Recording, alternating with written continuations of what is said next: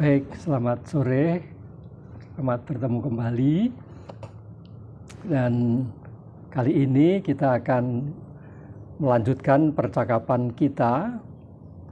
Sore hari ini, saudara-saudara sekalian, kita akan mempercakapkan tentang menjaga kesadaran atas diri sendiri.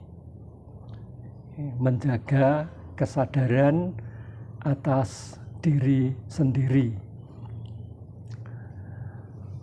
Nah, seringkali ada orang yang menyatakan bahwa musuh terbesar itu adalah diri sendiri.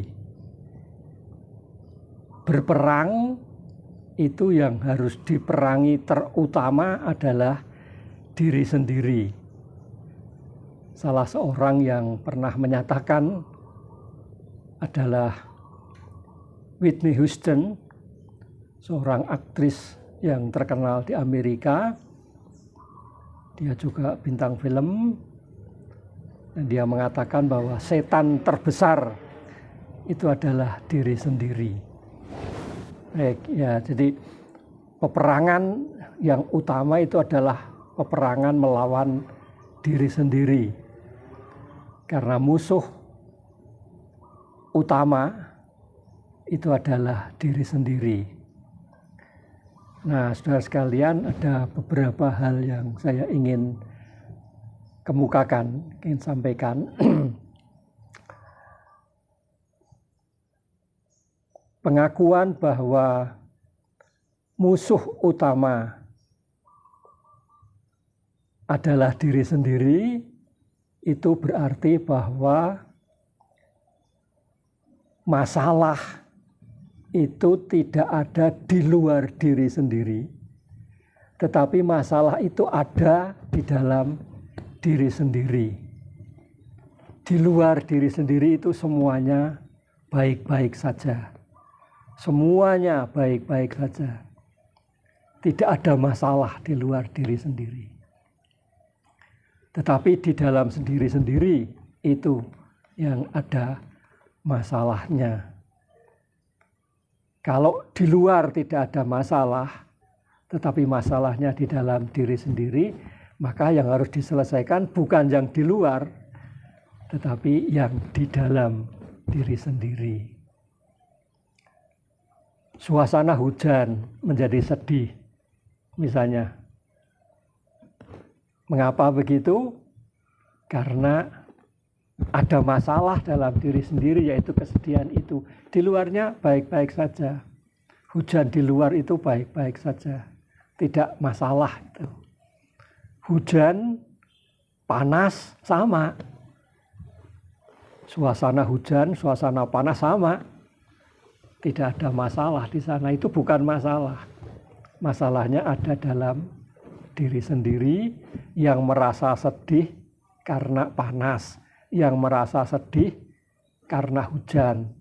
Dalam diri sendiri ada perasaan terganggu karena hujan atau terganggu karena panas. Di luar baik-baik saja. Demikian juga dalam relasi dengan orang lain. Orang lain itu baik-baik saja semuanya. Di dalam hati, di dalam diri sendiri itu yang ada masalah. Saya tidak suka dengan orang itu. Orangnya itu tidak apa-apa. Orangnya tetap saja, biasa saja, seperti tadi, kemarin, dan seterusnya. Orangnya begitu terus, sama gitu. Sayanya yang punya masalah karena merasa tidak suka dengan orang itu. Jadi masalahnya bukan pada orang itu, tapi masalahnya ada pada saya, pada diri sendiri. Nah, mari kita sadari bahwa masalah itu tidak di luar, tetapi masalah itu ada pada diri sendiri. Ini langkah pertama dan terpenting untuk mengatasi musuh itu tadi, mengatasi setan terbesar dalam diri sendiri. Musuh utama diri sendiri, masalah di dalam diri sendiri. Menyadari bahwa Masalahnya bukan di luar tetapi di dalam diri sendiri. Ya. Nah, dari kesadaran ini kita bisa menumbuhkan kesadaran berikutnya. Kalau sampai kemudian saya merasa sedih, saya merasa terganggu, ya, terganggu oleh apa? Terganggu oleh suasana atau keadaan. Tadi itu contohnya hujan atau panas, atau terganggu oleh omongan orang, terganggu oleh sikap orang lain, terganggu oleh perilaku orang lain, kehadiran atau keberadaan orang lain dan sebagainya. Kalau saya terganggu, itu sekali lagi masalahnya apa? Karena saya membiarkan diri saya terganggu. Jadi yang sekali lagi masalahnya ada dalam diri. Nah, berikutnya mari kita sadari itu karena saya membiarkan, saya membolehkan hati saya terganggu oleh tadi itu. Terganggu oleh suasana, oleh panas, oleh hujan, oleh dingin, oleh angin kencang dan sebagainya. Saya membiarkan diri saya terganggu. Kalau saya tidak membiarkan diri saya terganggu, ya sebenarnya tidak ada masalah. Panas, saya tidak membiarkan diri saya terganggu oleh panas itu. Memang keadaannya panas, ya, dan saya tidak merasa terganggu oleh panas itu. Hujan, saya tidak merasa terganggu oleh hujan itu. Dingin, saya tidak merasa terganggu oleh dingin itu. Ada angin kencang, saya tidak merasa terganggu oleh angin kencang. Kalau saya terganggu sampai saya takut, ya kemudian saya menjadi merasa takut karena ada angin kencang. Begitu dan seterusnya. Demikian juga dalam menyikapi atau menanggapi pada orang lain. Kalau saya tidak membiarkan, ya tidak terjadi apa-apa, tidak ada masalah dalam diri saya. Orang mengatakan yang jelek tentang saya, ya, tetapi saya tidak membiarkan diri saya terpengaruhi oleh omongan jelek, oleh penilaian, oleh sikap orang itu terhadap saya, meskipun itu negatif. Nah, saya tidak membiarkan itu. Dengan demikian diri saya ya tidak ada masalah dalam diri saya. Ya. Ini sama seperti kalau kita berhubungan dengan orang lain, ya, tidak usah terpengaruh pada memberikan reaksi kepada orang lain, apalagi bereaksi terhadap provokasi orang lain. Orang itu memprovokasi saya, misalnya mengatai kotor, membuat penilaian negatif pada saya, ya tidak usah ditanggapi, tidak usah diberi reaksi, tidak usah bereaksi terhadap itu. Dengan demikian ya saya tidak membiarkan diri saya terprovokasi oleh provokasi orang itu atau memberikan reaksi negatif terhadap sikap negatif, omongan negatif orang itu. Ya, tidak ada masalah dalam diri saya. Ya tetap saja damai, dalam hati saya damai terus. Gitu. Jadi sekali lagi, yang pertama harus kita sadari bahwa masalah itu bukan di luar tetapi di dalam diri. Yang kedua, mari kita sadari bahwa masalah bisa timbul dalam diri saya itu karena saya membiarkan masalah itu mempengaruhi saya. Kalau saya tidak membiarkan, ya tidak akan ada masalah. Orang memberikan penilaian negatif atau memberikan sikap yang tidak baik, berperilaku yang tidak baik terhadap saya. Kalau saya tidak memberikan reaksi pada sikap orang itu atau omongan orang itu, penilaian orang itu, ya saya tetap saja damai dan tidak ada masalah dalam diri saya.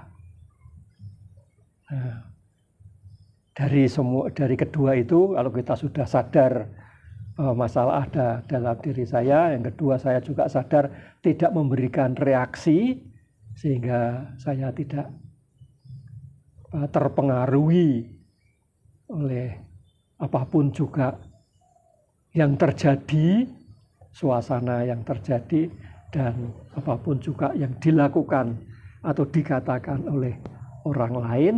Nah, berikutnya yang perlu kita tumbuhkan kesadaran kita itu adalah mengatasi masalah dalam diri itu. Bagaimana mengatasinya? Itu jangan dilawan. Musuh itu jangan dilawan. Ya. Musuh itu diterima. Ada ajaran Jawa yang menurut saya baik. Ya. Ajaran Jawa itu mengatakan seperti halnya tulisan, ya, tulisan huruf yang dipangku itu huruf itu mati. Ya, huruf yang dipangku itu mati. Jadi misalnya contohnya begini, bapak. Bapak itu tulisannya hurufnya ada bo, ada po, dan ada ko. Nah, yang ko itu dipangku sehingga menjadi bapak. Kalau tidak dipangku menjadi bopoko. Tapi karena ini dipangku, maka kemudian bapak mati. Demikianlah musuh di dalam diri, masalah di dalam diri itu jangan dilawan, diterima. Inilah kenyataannya bahwa ada musuh di dalam diri saya. Nah, kalau diterima kita sadari, ya, kita sadari mengapa ada musuh di dalam diri saya. Misalnya, meskipun tadi sudah berusaha untuk tidak memberikan reaksi, tetapi toh tetap saja bisa terjadi ada reaksi. Jadi ketika ada kata-kata kotor yang disampaikan oleh orang lain kepada saya, mestinya saya tidak memberikan reaksi. Ya, tidak membiarkan diri saya terpengaruhi oleh kata-kata kotor itu. Tetapi juga bisa terjadi bahwa meskipun saya sudah berusaha begitu, tetap saja ada pengaruh kata kotor itu pada diri saya. Ada pengaruh penilaian negatif itu pada diri saya. Ada pengaruh sikap negatif itu pada saya. Nah, itu kemudian ada masalah di sini. Nah, kalau ada masalah di sini, mari sadari bahwa ini ada masalah. Ada masalah dalam diri saya karena saya terpengaruhi oleh kata kotor orang lain, sikap negatif orang lain, suasana yang mengganggu, yang saya anggap mengganggu, dan sebagainya itu. Nah, itu kita sadari. Nah, kalau itu kita sadari, sedemikian kita sadari, maka makin lama masalah itu akan berkurang, mengecil, dan kemudian menghilang. Masalah itu akan berkurang, mengecil, menghilang. Ya. Jadi seperti hanya angin yang berlalu, ketika sedang menerpa memang kita merasakan, tapi angin itu akan berlalu, akan pergi juga. Begitulah masalah itu, meskipun kita berusaha sudah dengan sadar untuk tidak timbul masalah dalam diri saya, tapi bisa terjadi. Ada masalah yang bisa terjadi, ada masalah dalam diri saya. Karena saya terpengaruh tadi itu. Nah, biarlah itu seperti angin yang datang menyerang saya, dan kemudian angin itu pasti pergi. Pasti akan pergi. Saya sadari saja bahwa ada masalah di dalam diri saya ini. Kalau kita lawan, itu malah kemudian semakin menjadi-jadi. Karena dengan melawan kita memberikan kekuatan kepada musuh itu tadi. Sehingga misalnya sakit hati, semakin dilawan malah semakin teringat terus sakit hati itu. Tapi kalau disadari, oh saya sakit hati. Mengapa kok saya sakit hati? Mengapa kok saya membiarkan diri saya disakiti? Ya, saya disakiti dengan mengatakan bahwa namamu jelek, ya. Atmo kurang ajar misalnya begitu. Namamu jelek. Nah, kalau saya sadar, mengapa saya membiarkan diri saya begitu? Ya, saya merasa terganggu karena nama saya jelek. Itu kan hanya nama. Ya, nama itu bisa hilang, nama itu bisa ganti, dan sebagainya. Nah, oleh sebab itu, mestinya saya tidak perlu begitu. Nah, semakin saya sadar begitu, maka tadi seperti saya sebutkan, itu seperti angin yang sedang menerpa, terasa, tapi setelah itu kemudian angin itu pasti akan berlalu juga. Nah, saya sadari, dan dengan saya sadari itu kemudian masalah itu makin berkurang, bahkan kemudian menghilang. Kalau saya lawan, itu malah semakin kuat. Ini, kalau saya tersinggung karena dikatai kotor terkait dengan nama saya, terkait dengan gengsi saya, atau peran saya, orang tua kok begitu, itu kan peran saya. Nah, kalau saya memberikan perlawanan, itu justru semakin kuat. Antara lain apa? Yaitu terus teringat dalam pikiran saya, terus muncul saja dalam pikiran saya. Justru itu jangan dilawan, tapi disadari. Ya. Nah, saya kan tidak perlu merasa terganggu karena peran saya berperan sebagai orang tua, dan peran saya dikatai kotor. Itu kan peran saya, bukan saya yang sejati. Ya biar saja. Itu kan nama saya, bukan saya yang sejati. Itu kan gengsi saya, bukan saya yang sejati. Itu semua akan hilang, akan musnah. Itu saya sejati tidak. Nah, oleh sebab itu saya tetap damai, karena saya berada dalam saya yang sejati tadi itu. Ya. Nah, dengan tidak melawan, itu justru kemudian musuh itu akan semakin mengecil, bahkan semakin hilang. Kita tetap damai. Baik, terima kasih.